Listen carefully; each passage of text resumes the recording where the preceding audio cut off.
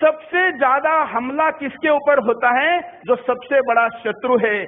आज इस दुनिया के बेईमानी का, दुष्कृत्यों का सबसे बड़ा शत्रु अगर कोई है तो बापूजी है, इसलिए उनके ऊपर सबसे ज्यादा हमले हो रहे हैं। कमजोर पे कोई क्यों हमला करेगा जो किसी का नुकसान ही नहीं पहुंचा सकता है?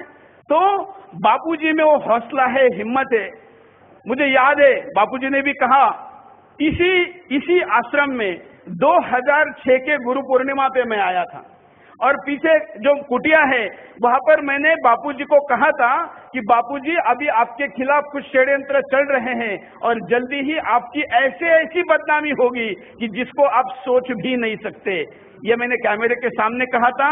2013 जनवरी में नोएडा में फिर कहा था और पीछे 2 हफ्ते पहले ये केस होने के 3-4 दिन पहले जो संडे था उस संडे को मैंने दिल्ली में भी कहा था।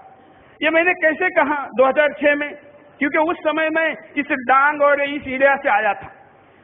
तो बापूजी ने वहां पर जो धर्मांतरण रोकने का काम किया था, उसी बाद मैंने तय किया था कि बापूजी ने जो इतना बड़ा काम किया है अब इनको बदनाम करने का काम शुरू होगा, इसलिए बापूजी को सावधान करना जरूरी है। हालांकि वो दुनिया को सावधान करते हैं, हमने उनको सावधान करने की जरूरत नहीं, लेकिन सुरेश चौहान के शायद एक निमित्त मात्र बनना जरूरी था कि 7-8 साल बाद वो दोबारा आके कहे कि मैंने ऐसा कहा था, इसलिए मैं आज यहाँ दोहरा रहा हूँ। और अभी तो केवल बदनामी हो रही है, आगे आकर तो जानलेवा हमले से लेके कुछ भी हो सकता है, ये भी मैं आपको कैमरे के सामने बता रहा हूं। हालांकि हमको उससे कोई डर नहीं है, क्योंकि साक्षात हेलीकॉप्टर गिरने के बावजूद भी कुछ बापूजी का कोई बिगाड़ नहीं पाया, तो इन लोगों की चीजें क्या बिगाड़ेगी।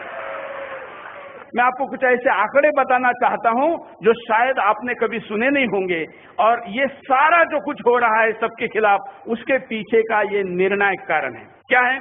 देखिए, बापूजी के 74 साल हो गए हैं, हाँ 75वां वर्ष चल रहा है, और इस पूरे आध्यात्मिक काम में इतने सालों में अगर मैं ये कहूं 2 करोड़ भक्त 50 सालों तक, हम आंकड़े कम ज्यादा करके, क्योंकि हम कम इसलिए करना चाहते हैं कि कोई कहे नहीं बढ़ावा है, मैं कहता हूं कि 2 करोड़ भक्त 50 सालों तक अगर शराब नहीं पीते हैं तो इसका आंकड़ा होता है 18,82,000 करोड़ रुपए। क्या होता है? इतने पैसे बचे हैं, इतने पैसे बापूजी ने केवल शराब से बचाए हैं। अगर हम सिगरेट का आंकड़ा निकाले तो ये सिगरेट का आंकड़ा भी जाता है 11,36,000 रुपए। अगर हम गुटखे का आंकड़ा निकाले, हम अगर डांस बार जाने से जिनके कदम बापूजी के संस्कार से रुके उनके आंकड़े निकाले, और जिस ब्रह्मचार्य का संदेश बापूजी ने दिया, माता बहनें माफ करें लेकिन उल्लेख करना जरूरी है कि एक बच्चा अगर 5 साल देरी से शारीरिक संबंध बनाता है तो इस कारण इन कंपनियों का लाखों करोड़ रुपए कंडोम बनाने वाले कंपनियों का नुकसान होता है। इन सारे आंकड़ों को मैं अभी जोड़ रहा था तो ये आंकड़े कई लाख खरब में जा रहे हैं। तो इतने खरब रुपए बापूजी ने जिन कंपनियों का नुकसान किया है, उनके लिए कुछ 1000 करोड़ रुपए उनके खिलाफ लगाना कौन सी बड़ी बात है? इसके पीछे का असली अर्थशास्त्र ये है, क्योंकि बहुत से लोग कहते हैं, बेचारे इमोशनल होते हैं, उनको क्या पता कि बापूजी को बदनाम करने के लिए कंपनियों को पैसे लगाने की क्या जरूरत है। ये जरूरत है, क्योंकि बापूजी अब और शक्तिशाली होते जा रहे हैं, उनका भक्त परिवार और बढ़ता जा रहा है, विपरीत स्थिति में भी बढ़ता जा रहा है, और ये जो करोड़ों खरबों, मतलब अगर मैं शून्य लगाने को कहूं तो शायद हम में से कोई नहीं लगा पाएगा, इतने अब तक जो बचाए हैं, अगले आने वाले 5 साल में बापूजी इतना आंकड़ा अगर बचा लेते हैं तो अमेरिका का 1 साल का बजट खराब होता है। 1 साल का बजट अकेले अमेरिका का। यूरोप के देशों की अगर संख्या निकाले तो बापूजी का केवल एक किसी विषय की नशा मुक्ति करवाना यूरोप के देशों का 1 साल का बजट खराब होता है। और उनका काम ही है, उनके लिए दुनिया बाजार है, लेकिन हमारे लिए दुनिया संसार है। ये हम दोनों के बीच के सोच का फर्क है, और इसलिए हम कहते हैं वसुधैव कुटुंबकम, और ये अर्थशास्त्र हमको समझना जरूरी है। ये इसके पीछे का कारण है। परिणाम में अगर हम देखें तो क्या होगा? परिणाम ये होगा कि अगर इसके खिलाफ आवाज नहीं उठी, अगर ऐसी लड़ाई अकेली कभी बापू की है, कभी श्री श्री की है, कभी रामदेव बाबा की है, कभी जयेंद्र सरस्वती की है, ऐसा कहकर अगर हम छोड़ते जाएंगे, अकेले वो लड़ते जाएंगे, और अगर हम इनको अकेले एक साथ आकर नहीं लड़ेंगे तो क्या होगा? आने वाले दिनों में ऐसे अत्याचारी मुगलों के खिलाफ लड़ने के लिए शिवाजी तैयार नहीं होगा, क्योंकि रामदास नहीं रहेगा तो शिवाजी कहां से आए? सबसे बड़ा नुकसान यह है कि रामदास नहीं रहेगा तो शिवाजी कहां से आएगा? यह सबसे बड़ा नुकसान होगा। फिर इस देश को गुलाम बनाना सबसे आसान रहेगा।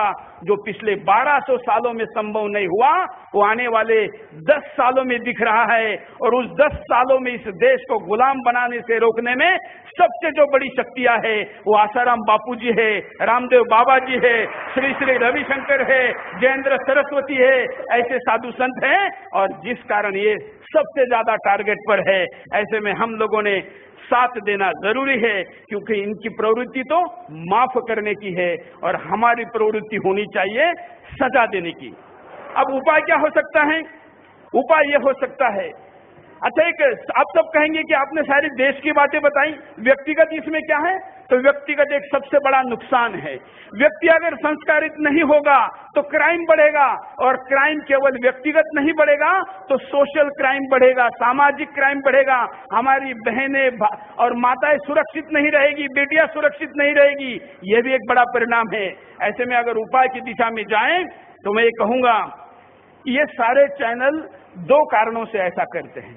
एक तो बड़ा कारण है स्पॉन्सरशिप, दूसरा कारण है इनकी टीआरपी, क्योंकि बापूजी के खिलाफ जब ऐसी न्यूज चलती है तो लोग एंटरटेनमेंट चैनल नहीं देखते, उनकी टीआरपी शिफ्ट होकर न्यूज चैनलों की तरफ चली जाती है, इसलिए न्यूज चैनलों की टीआरपी बढ़ती है। तो एक आसान काम है, बापूजी केवल अपने करोड़ों भक्तों को आदेश दें कि जब भी ऐसी न्यूज शुरू हो जाए वो चैनलों को ऑफ करें।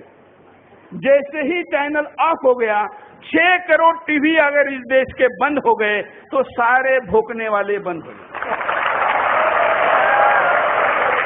बहुत सिंपल उपाय, बहुत सिंपल, कुछ नहीं करने की जरूरत। इसका मतलब केवल इतना नहीं करना है, लेकिन सबसे पहले अगर कुछ करना है तो ये करना है, उसके बाद बाकी चीजें करनी है। उसके दूसरा, सोशल मीडिया में ऐसे चैनलों के जो पेजेस है उसको डिसलाइक करें, अपने आप को उससे डिसएसोसिएट करें, उस पर अपनी बातों को रखें।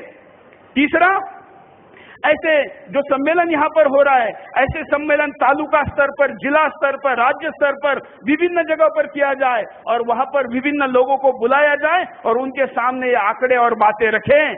आखिर आज भी टीवी से कई गुना ज्यादा प्रत्यक्ष सत्संग का परिणाम होता है। ऐसे सत्संग अगर आप इस बहाने देश के तमाम तालुकाओं में करेंगे तो सच्चाई भी पहुंचेगी और सत्य और मजबूत होगा। और क्या हो सकता है? तो आने वाले इस लड़ाई के लिए मीडिया में और अच्छे लोगों की जरूरत है, क्योंकि आखिर गंदगी को साफ करने का एक तरीका है कि उसमें और ज्यादा अच्छा पानी डालो तो गंदगी दूर हो जाएगी। इसलिए अच्छे पत्रकार बनाना जरूरी है। जय हिंद।